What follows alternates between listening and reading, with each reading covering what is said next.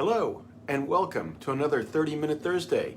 My name is Amit. It is 2 p.m. on Thursday afternoon in the gloomy Pacific Northwest out there behind me, and we are live on Facebook. Thank you guys so much for joining me. Yet another week is in the books and we keep rolling along. Hope everybody's staying healthy, staying safe, staying sane, always an important thing, and ready for a beautiful weekend. Whatever the weather looks like, for those of you up in the Northeast, I hope you guys stay warm, stay dry, stay out of the blizzard. For those of you in the Pacific Northwest, more of the same. And for those of you in the sunny parts of the country, I'm jealous. But for what it's worth, here we are, another day, another 30-Minute Thursday.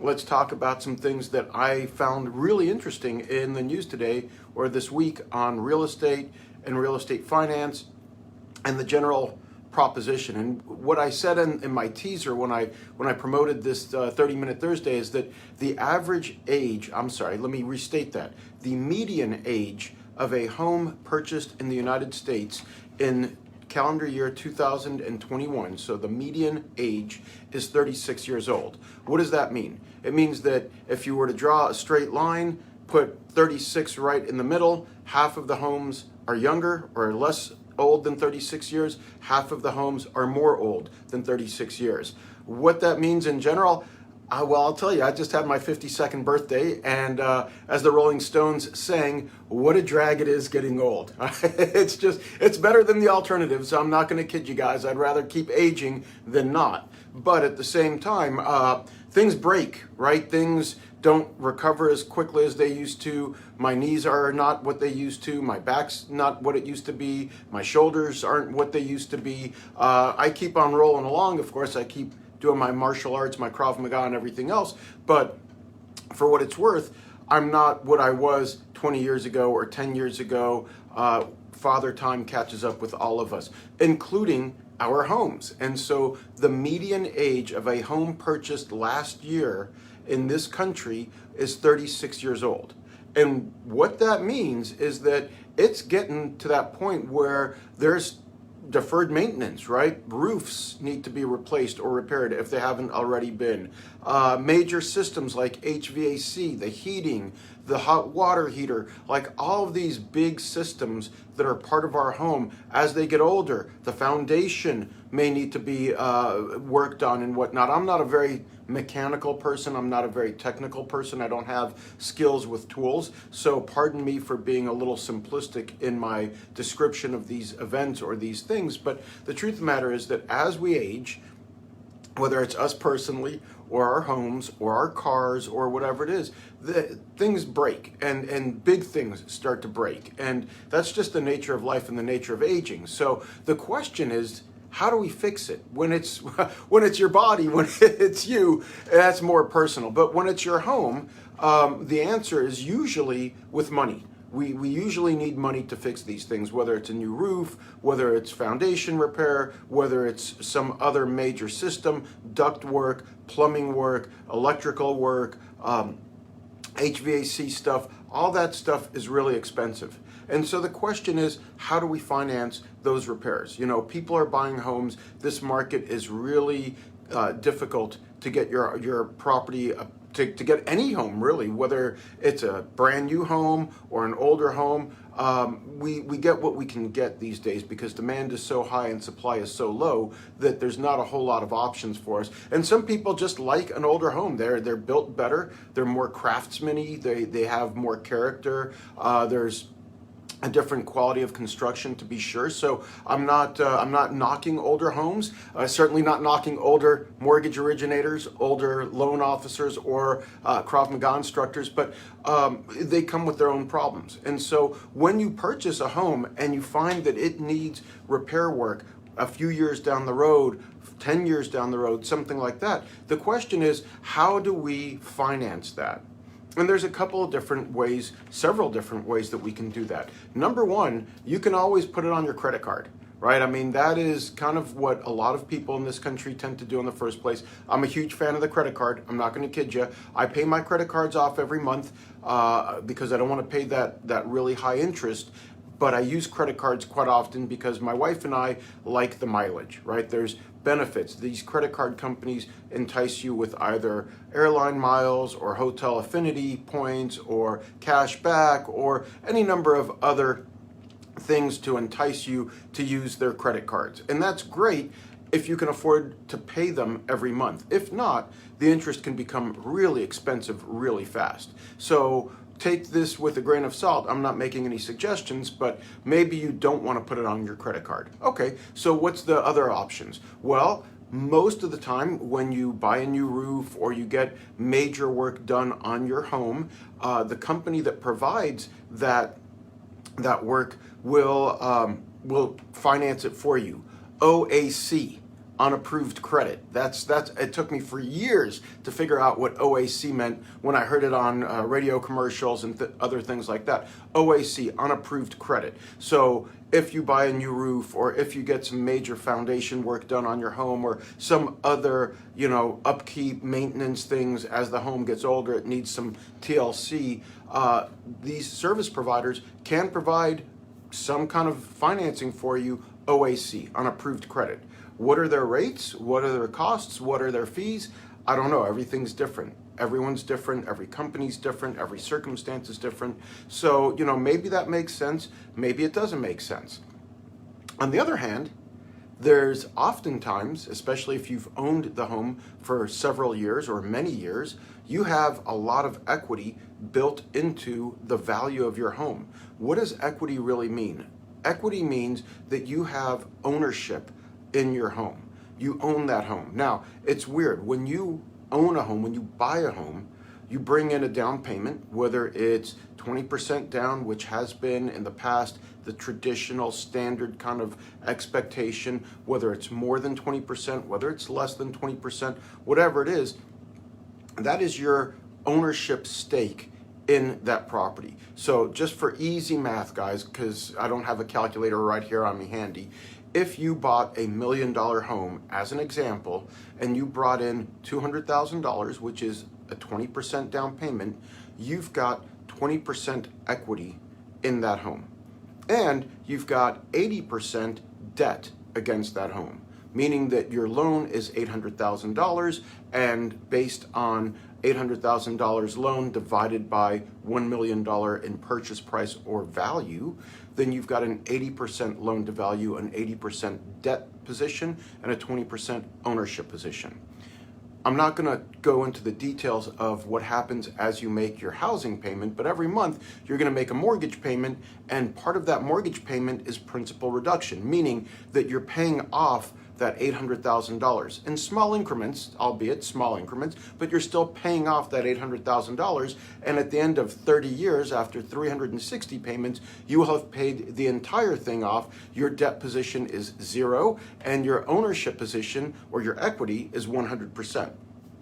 But aside from the mortgage payment, the other way that you gain equity is through property value appreciation. And this is something that we've been seeing and experiencing quite a lot of in various markets. Some markets more than others. The Seattle market where I am, the Pacific Northwest, but specifically Seattle and the surrounding communities, last year experienced a 20% appreciation of value kind of across the board as in total. So what would that mean in our sort of example here on $1 million purchase price? So let's say you have $1 million purchase price, you brought in 20% down payment, so you have an $800,000 mortgage, but your property appreciated by 20% from 1 year to the next, which is a big jump. I'm not going to kid you, that is not typical, but that has happened.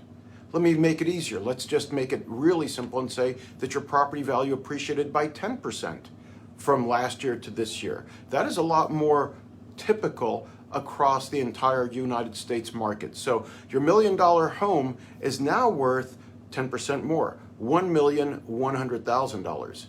And you owe $800,000 against that. Well, if you divide 800,000 by $1,000,001, your debt position is smaller than 80%, right? I mean, the more value you gain in equity or in appreciation, the more ownership you have of that home, whether you're making those payments or not. I mean, obviously you should be making those housing payments, but in addition to those housing payments, the more the home appreciates in value as a percentage of the amount that you owe against that, the more ownership you have in that home, the more equity you have in that home. Now, here's the cool thing. You can tap into that equity. Yes, I know, I wish I had a calculator right here handy that I could actually tell you what $800,000 divided by 1,100,000 would be. If someone who's watching can do that for me real quick while I'm chatting and put that in the comments, I will forever appreciate that, because I'm unprepared as always. I'm always running and doing things, but what that all means is that as you continue to live in the home and the home continues to appreciate in value, your ownership position relative to the amount of debt that you've taken out against it increases. And as your ownership position increases, guess what? You can tap into that money. You can tap into that equity in your home. And so that is also a way that you can finance some of these deferred maintenance or repairs, or hey, the house is just getting older and older and older, and we need to do some things to bring it up to speed and kind of improve the property, or add square footage, or add, another bathroom, or make the kitchen more to our liking, or whatever it is that you want to do. You can pull money out of the value of that home, the equity of that home, and use that to pay off those repairs.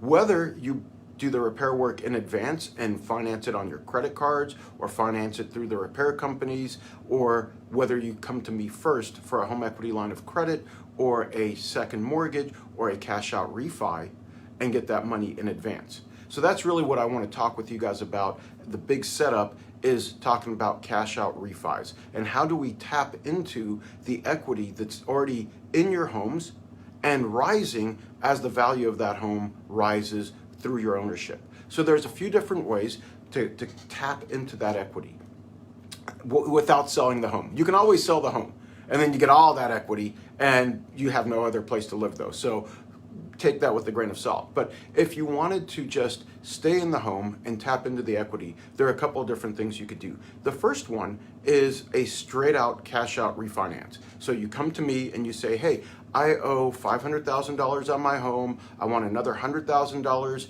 of cash in hand, and the home is worth $1 million. Okay, simple math on this. I got to keep it simple because I don't have a calculator. So you're taking 60% of the equity. I'm sorry, it's a 60% loan to value ratio, meaning that you have 40% equity, $400,000 after the loan in value in your home, and you're taking $600,000 out. But wait, I only need the $100,000 for my repair work. Yes, that's true. But when you do a cash out refi, we are refinancing the entire mortgage. So whatever you owe to the current mortgage, that gets paid off and retired. And we have a brand new first mortgage for the whole amount that you want to borrow. Now, is that a great idea? Maybe. It depends. It depends on a lot of variables. But if your interest rate is super, super low, which a lot of us have the benefit of an interest rate that was obtained last year or the year before when the interest rate environment was significantly lower, you may not want to do that. Your payment would go up. Let's say your interest rate is currently 3, and now on a cash out refi, it's going to be 4. Do you really want to have a higher interest rate by 1% on the entire loan amount? Not necessarily, but it might make a lot of sense. It might be cheaper in total to take that equity out of the home that way and use it to pay off the credit card bills that you amassed while doing the repair work. Let's say you didn't take the money out in advance. You put it all on your credit cards. You just did all the work. You paid.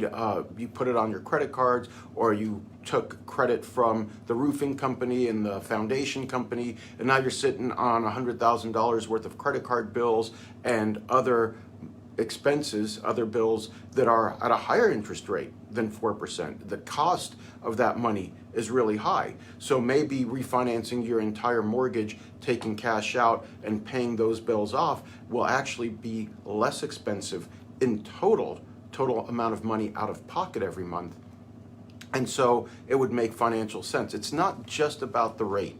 Guys, I know I'm in the business of the interest rate. I get it. And we look at rates all the time and people think about it quite often. And I understand, but it's not always just the lowest rate. I look at it like the monthly payment and the total outflow. So again, in that example, let's say that you jumped the gun. You got the new roof through the roofing company and you financed it. You got your foundation work through the foundation company and you financed it. You did the bathroom upgrade or the kitchen remodel and you just put all that stuff on your credit cards. And now you're paying really heavy interest on that and really expensive payments every month. So does it matter really if your interest rate goes from 3% to 4% for a cash out refi if the payment total amount of money going out of your pocket every month is lower than what it would be? Does it really matter if the interest rate is higher or lower on your home? Not necessarily, because you're getting rid of all of these other expenses. So a cash out refinance is a great way to go to either consolidate debt or to pull cash out of the equity in your home in advance and then use that money as you incur these expenses so that you don't have to take credit or a loan from the roofing company. So that's one way of doing it. The reason I like the home equity line of credit is because it guarantees, I take that back. The reason I like the cash out refinance, my apologies. The reason I like the cash out refinance is because it guarantees that every payment you make on that mortgage has a principal component and an interest component.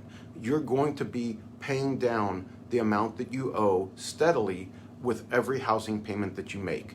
So principal and interest are part of the cash out refinance. Another option would be the home equity line of credit. Now the home equity line of credit, we refer to that as a HELOC. That is a second mortgage.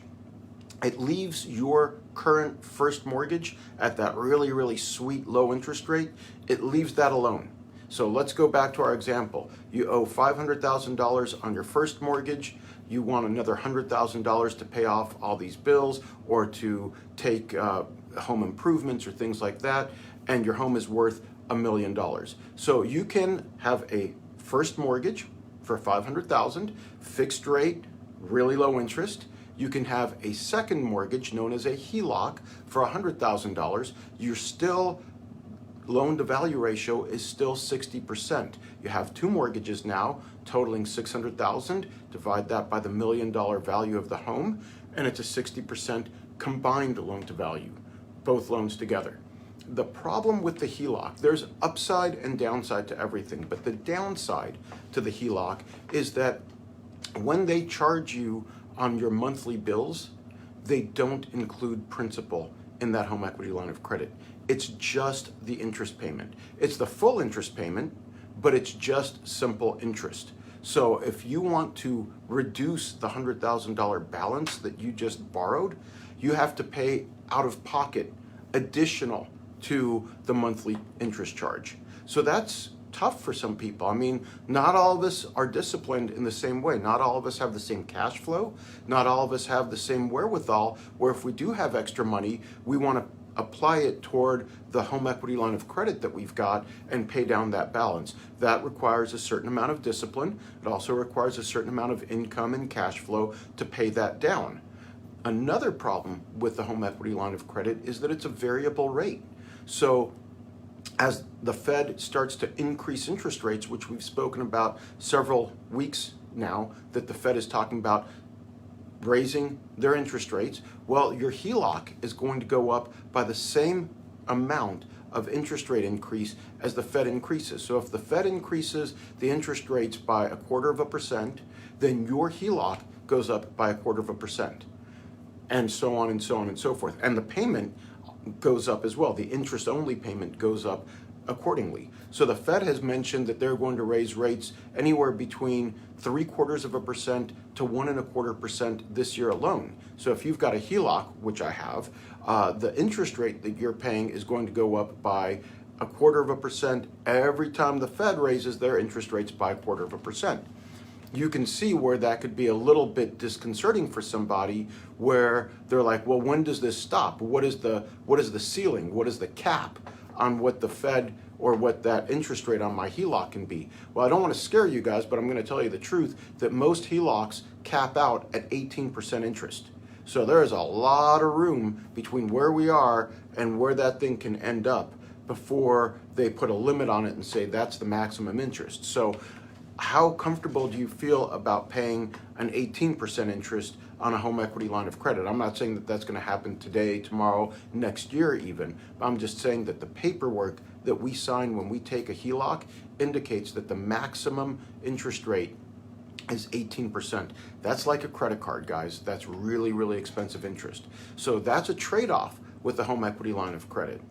So people are saying, well, gosh, what else can I do? Because I don't like that option at all. Is there a fixed rate second mortgage that will kind of cap my exposure to interest rate volatility? And the answer is yes. There are more and more companies now that are bringing fixed rate second mortgage options to the market. But here's the thing. The fixed rate second mortgage is typically on a 15% amortization schedule. I'm sorry, a 15-year amortization schedule. So it's going to be an accelerated payment from what you're accustomed to. If you're on a 30-year first mortgage and you take $100,000 out on a second mortgage at a 15-year amortization, chances are that interest rate's going to be somewhere around 6 or 7%, maybe higher, on a 15-year payback schedule. Now, the good news is it's going to be principal and interest on that. So you don't have to worry about making extra payments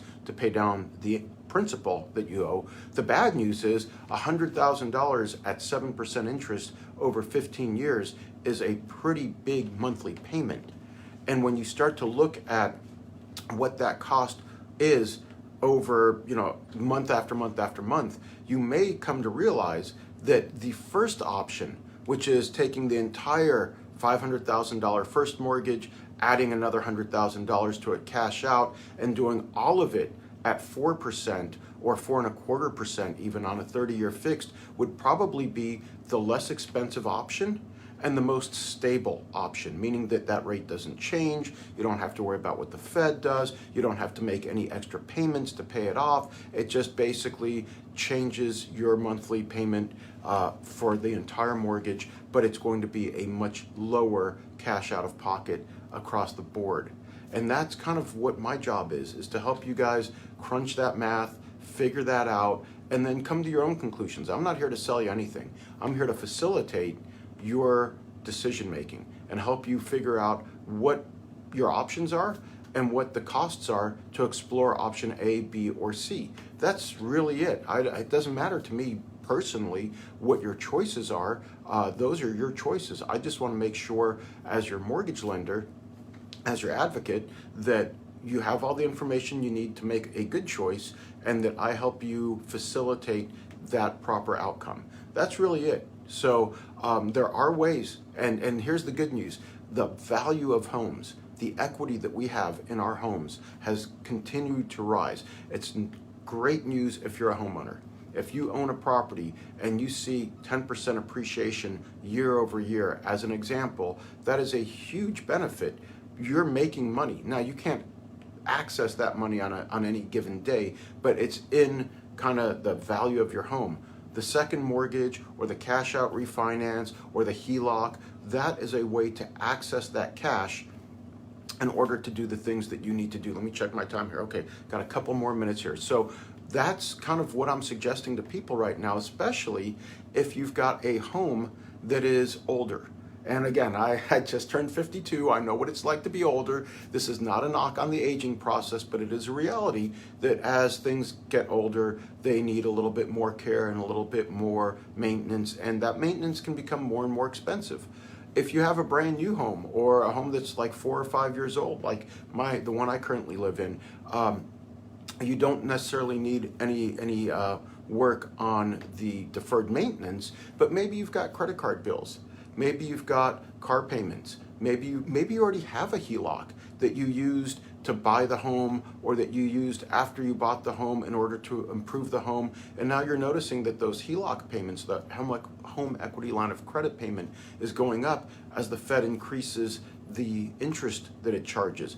Maybe you want to get rid of that. We can roll that in, fold that in to a new first mortgage and pay off that HELOC. We can fold in your credit card debts, your car loan, your student loans, any number of other loans that are out there at high rates of interest can be folded into a new first mortgage, call it a cash out refinance, and you can make all of those balances. Technically, if you have enough equity in your home, you can make all of those balances go away.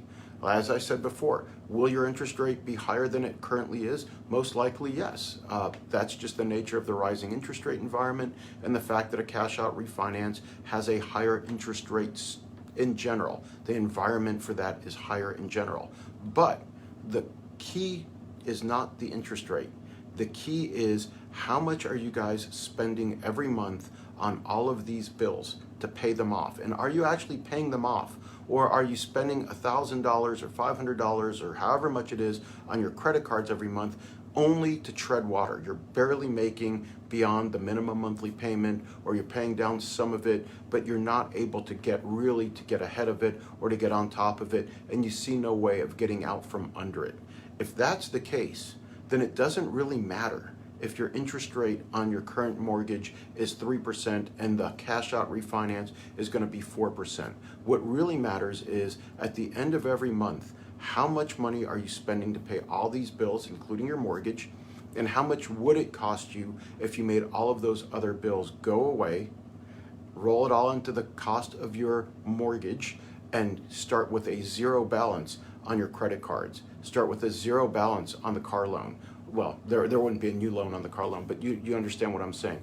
What kind of relief would that be to start with a zero balance on your credit cards and know that your monthly outflow is significantly lower as a result of a cash out refi than it would have been if you just held on to that really, really low interest rate but kept treading water on your monthly credit card bills. So that's kind of where I am right now. I'm just trying to help people navigate this environment, because costs are going up. Credit card expenses will go up if you're sitting on a balance. I promise you, in the coming months, you're going to notice that things are going up. If you have a HELOC, those payments are going to go up as well. As the Fed increases their interest rates, that's just going to happen, and you're going to notice that. So it may not be this 10 seconds that you need me, but at some point, if you do need a cash out refinance, if you want to speak about a home equity line of credit, if you want to speak about a second mortgage, or if you want to just talk about, like, hey, my home is old, like you, my home is old, and I need some help with the deferred maintenance and figuring out how to make those payments, please give me a call. You know where to find me. I'm on Facebook. You can definitely find me. Reach me anytime, and I'm happy to answer all your questions and see if there's something we can do to help you out. Hope this makes sense. Hope you found a little bit of value in this. Hope you guys have a fantastic weekend. We're right at that 2:30 mark in the Pacific Northwest, so 30 minutes just goes by like that. Thank you so much for spending a little bit of time with me. Really appreciate you guys. Until next time, stay healthy, stay safe, stay sane, and I will see you next week on 30 Minute Thursday. Thank you so much. Bye-bye.